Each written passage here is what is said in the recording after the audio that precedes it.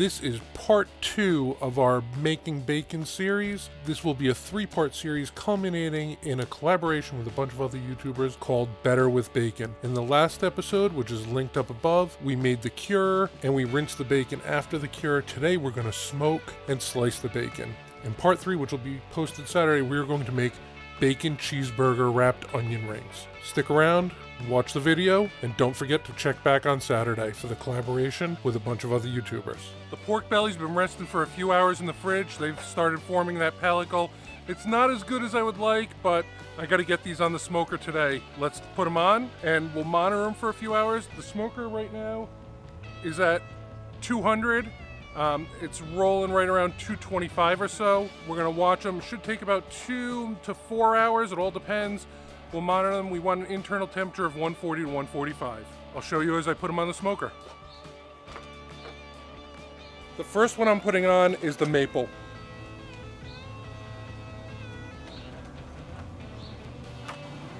Next is the brown sugar. And last is all salt. And we'll let them go for, like I said, 2 to 4 hours. We'll have to keep an eye on them. I'm not going to use temperature probes. I'll just use an instant read and we'll see how they turn out. Once I take this off, I'm going to let it cool to room temperature. Then I'll put them in the fridge overnight. Tomorrow morning, I'll throw them in the freezer for about 20 minutes and then I'll slice them nice and thin. I'm going to use a technique I read about. We'll give it a shot to get nice thin slices with a knife. Obviously, if you have a meat slicer, that's going to be ideal. I have that new 14-inch knife I showed earlier, the Mercer Culinary Series 14-inch Granton Edge slicer. Super sharp, perfect for the task. And I'm going to use a little technique with 2 cutting boards that I'll show you to slice things thin. Putting it in the freezer for 20 minutes is also going to help. That's going to firm it up really good. If you ever try to cut pork belly or anything that's fatty when it's warm, that fat gets really flaccid and it kind of moves around. Throwing it in the fridge for 20 minutes to a half an hour, it's going to firm that up really nice and we'll be able to slice it. All right, let me get it off. I'll show you what it looks like. Here are the 3 bellies. I just took them off. I don't know how noticeable it is on screen, but the bellies are just salt here, salt and brown sugar, salt, brown sugar, and maple syrup.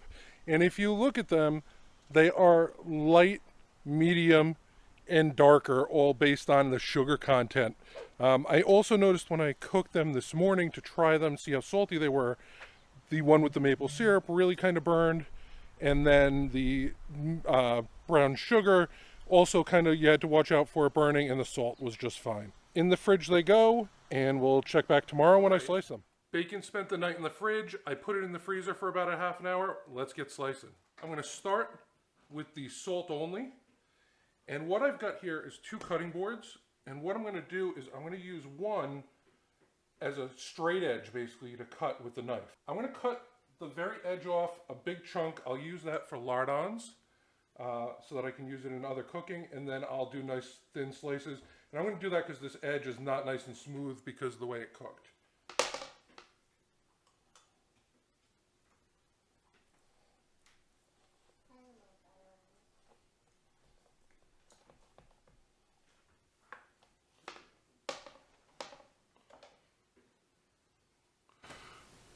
There you go, looks nice.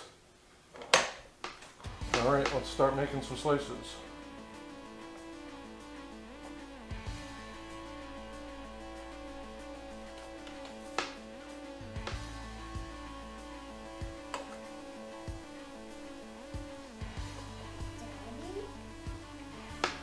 That's going pretty good. I don't know if you can see, the slices are relatively consistent. Let's see if you can see there. Relatively consistent, a little thicker than I don't want a thin cut. We like thicker cut bacon. Then what I'll do is I'll take this and I'll portion it out into about a pound package each, and I'll vacuum seal it.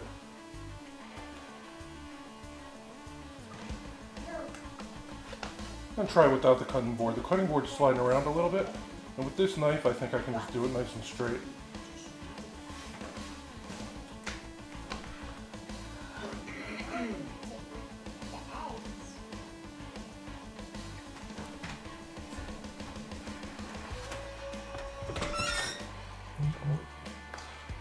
All right, I've got this all salt belly cut up how I want it. I've got some thicker slices, some thinner slices. The thinner slices are gonna be for another collaboration I'm doing called Better with Bacon. I'm gonna slice the rest of this bacon up, and I'll just fast forward through it. You'll be able to watch me cut it through and fast forward, but I'm not gonna talk over it. There's no need, I'm just gonna slice it. If you had a deli slicer, it would make this much easier. I don't. I have this 14-inch slicing knife. Again, the link is down in the description for this knife and the guard that I have for it. And in a little bit, I'll take a couple pieces, and I'm gonna have a nice little breakfast sandwich with it.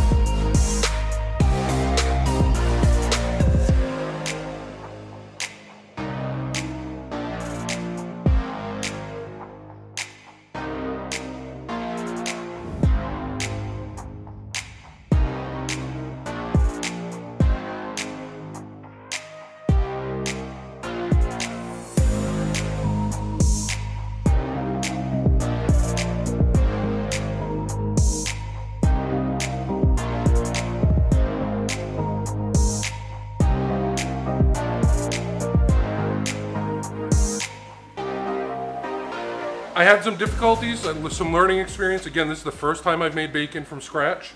The board was sliding around like crazy. I put a towel underneath so it didn't slide.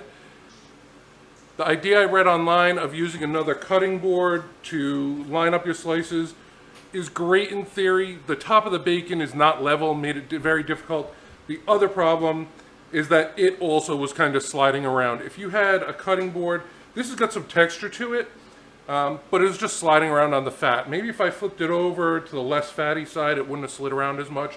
I don't know, I'll have to play with that next time. But 11.5 pounds of pork belly, a whole bunch of bacon, a couple big pieces for lardons, and the rest mostly thick sliced. I did slice some thinner, like I said, for that Better with Bacon collaboration. I'll throw the hashtag down below in this video, but don't forget to check the next video. All right, there it is, all done. 11.5 pounds of pork belly. Made about 9 pounds of bacon. I have 7 1-pound packages and 3 packages of ends, which I'll use as lardons. We'll try a piece of each bacon, and my wife made me a scrambled egg sandwich with some bacon and cheese. All right, here's our bacon. Again, the long one is all salt. The 3 short pieces are the maple, and the 2 medium-sized pieces are are brown sugar. We'll start with the salt since it's the mildest flavor.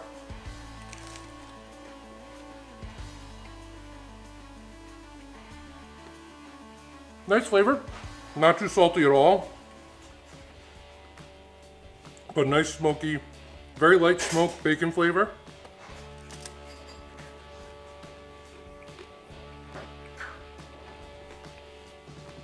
I like the brown sugar. A little bit of sweetness to it, which I think you can use.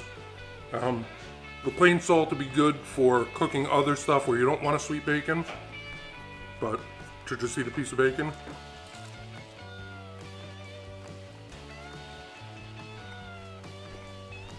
Now, when I tried the maple the other day, I didn't really think it had a lot of flavor. This is really good. Really like the maple. All right. I'll take the rest of this. And my wife made me a nice egg sandwich, some scrambled eggs, American cheese on a toast. All right, so here's that sandwich. Give you a look at this. Yep, got bacon falling off. All right, nice toasted roll. Let's give it a try.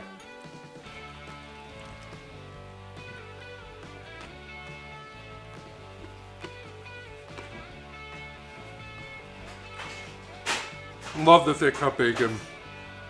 The flavor is great with the egg and the cheese, a little pepper.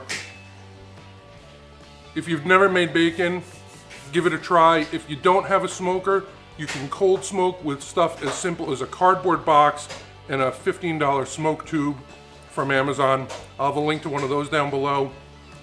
Maybe next time I'll try cold smoking, you guys can follow along. Thanks for watching. Don't forget, give me a thumbs up on this, and subscribe and ring that bell to be notified of all my future cooks. Ding ding! We'll see you next time.